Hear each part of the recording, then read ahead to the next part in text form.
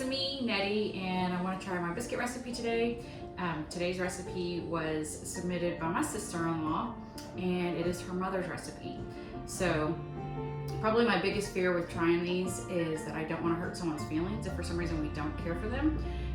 It's safe when you try a recipe from the internet because the person is maybe a little more anonymous, you don't know them, so I don't mean any disrespect to anyone if it's not our favorite recipe, but here we go, we're gonna give this a shot. So first things first, I'm starting my oven.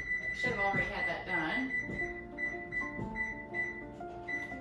This particular recipe is baked at 450 degrees, so it takes 2 cups of self-rising flour, and now you get to see my lovely years-old flour container, but hey, it's still working, so we're just gonna let it keep working. I've actually looked for some containers, but I haven't found one that I like the shape of as well, so I'm just sticking with this one for now. I know this is not the proper way, but if you're here for proper measuring directions, they're at the wrong site. This is not what I'm here about today. So 2 cups of flour, and I only have a little bit of self-rising flour. I probably should have waited for that particular ingredient, but we're gonna move on today with it since I promised the video. So 2 cups of all-purpose flour today.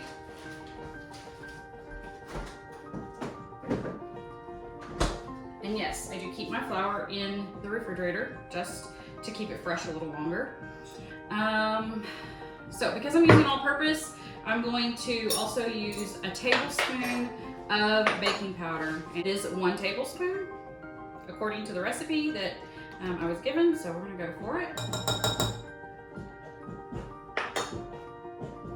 And then a half a teaspoon of salt, which I forgot to get. I caught that this is a half a teaspoon, not the whole thing, so there's only about half in here. Just one of those things that you learn as you go. So I'm gonna just mix this up with a whisk.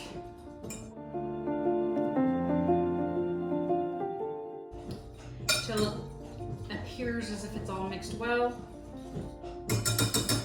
And set it aside.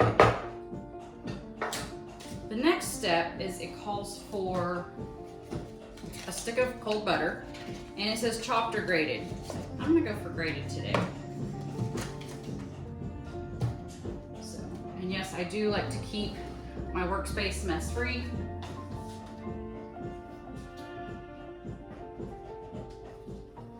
As much as possible. So, my handy dandy grater. I am sure there's a faster, easier way to do this. So I will skip ahead as I do this somewhat tedious and no fun task. I don't have a pastry cutter. I wish I did, but I don't. It's on my to-do list to get one of those. For now, this is what we're gonna do.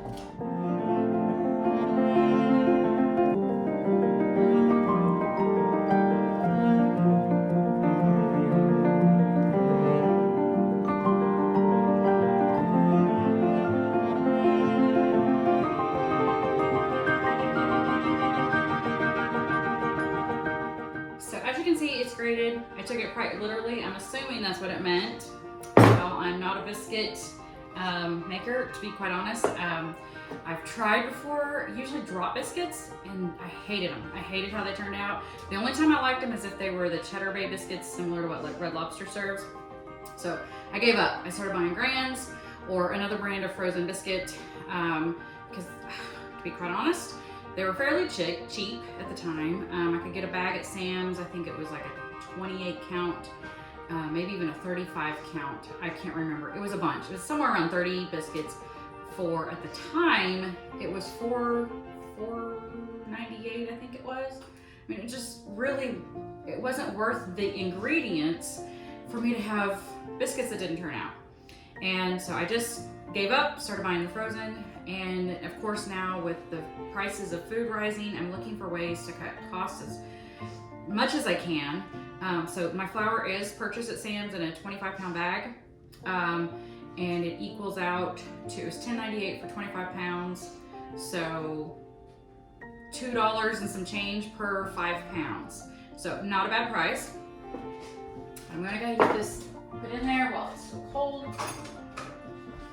I have a nice sturdy fork that I'm going to add this in.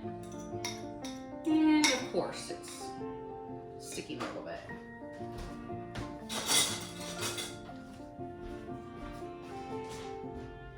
If you don't have silicone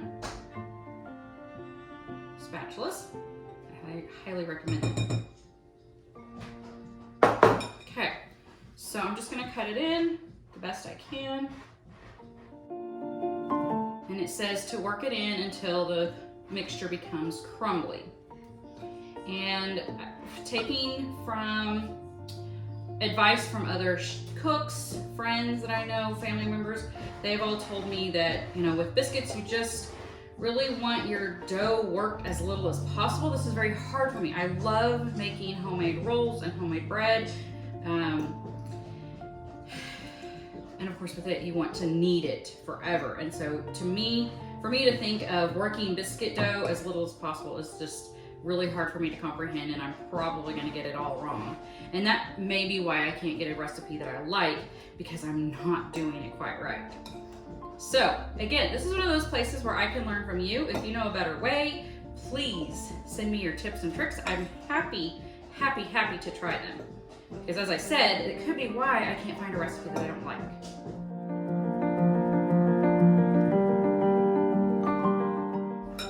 Okay. So next is 6 tablespoons of cold cream or milk, according to the recipe. However, Ashley did tell me that her mother would use buttermilk when it was available. So that's what I'm gonna do today, just because I have some on hand that I need to get used up. And let's see how this goes.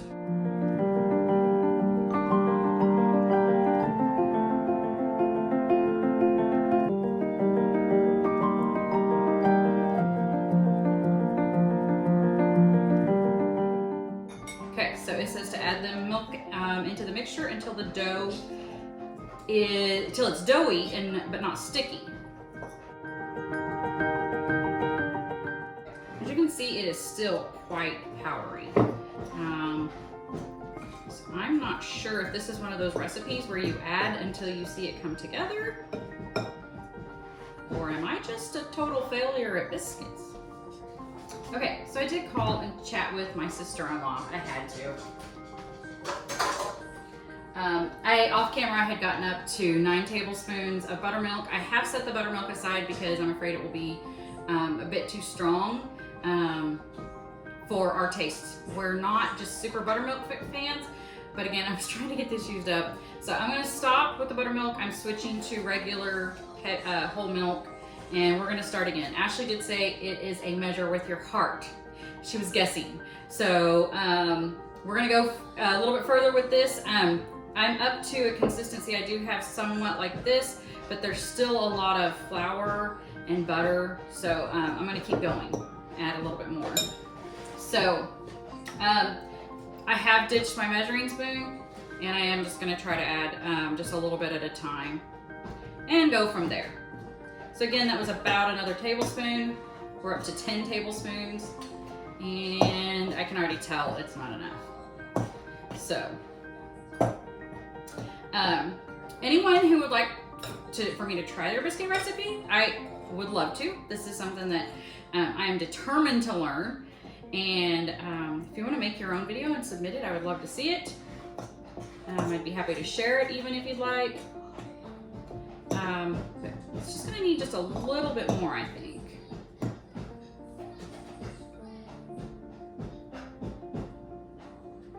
I don't want it to be too gummy. And overworked. So this is what I think it should look like. This is much better. So that makes me happy to know that I wasn't just completely flopping it. Okay, I'm gonna call that good. It's not really sticky, that's good. That's what the goal was.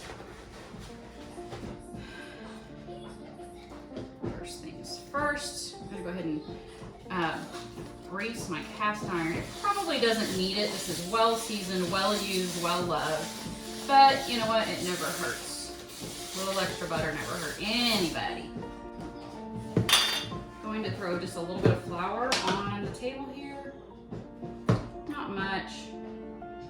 Just enough to keep it from sticking.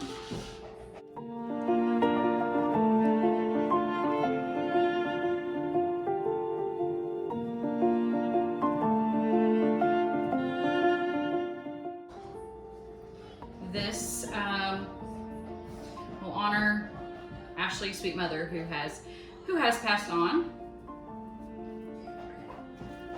I know she says to roll it out. I do not have a rolling pin.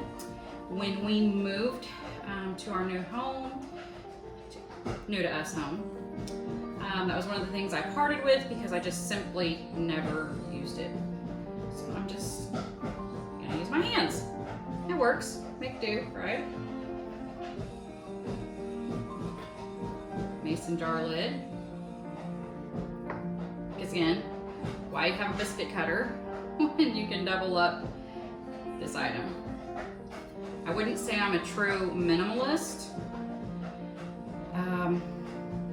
but I did, when we moved, I did have to go through 25 years worth of accumulations and get rid of a lot of things.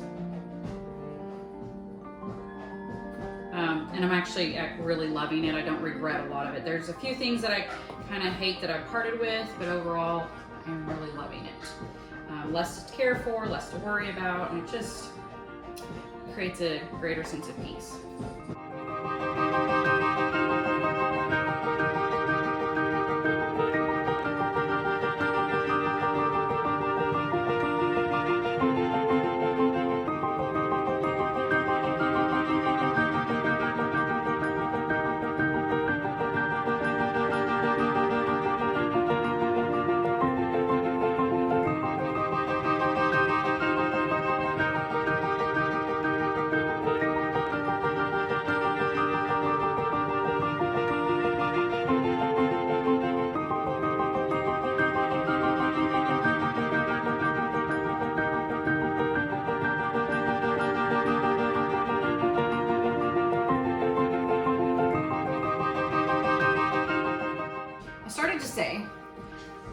About 3 years ago, I got started using cast iron skillets.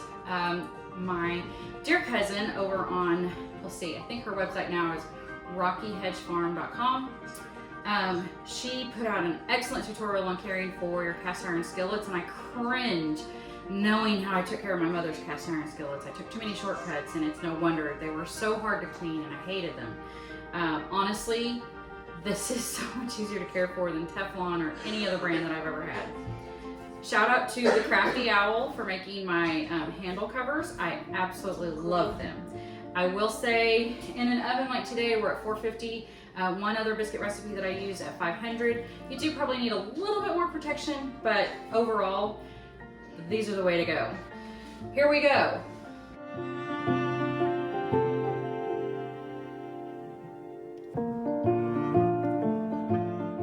Ashley's recipe says 8 to 12 minutes. I'm starting with 8. We'll go from there. So it's been just over 12 minutes and I've been checking the biscuits and they are looking really good. So I'm gonna turn my timer off so it'll quit beeping at me. And let's check this out. Oh, I hear them sizzling. Look at that.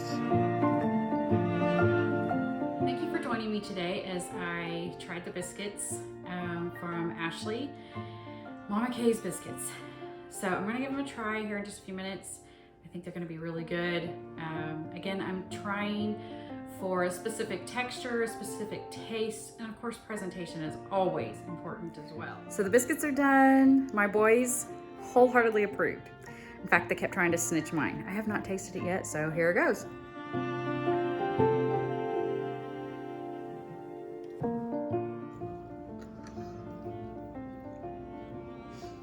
This is good. This is really good. This is the texture I've been looking for, the taste I've been looking for. I do wish they'd been a little taller, but that could be excuse me, that could be controlled by me and how thick I roll out my dough. But overall, this is definitely a contender. Ashley, thank you for sharing.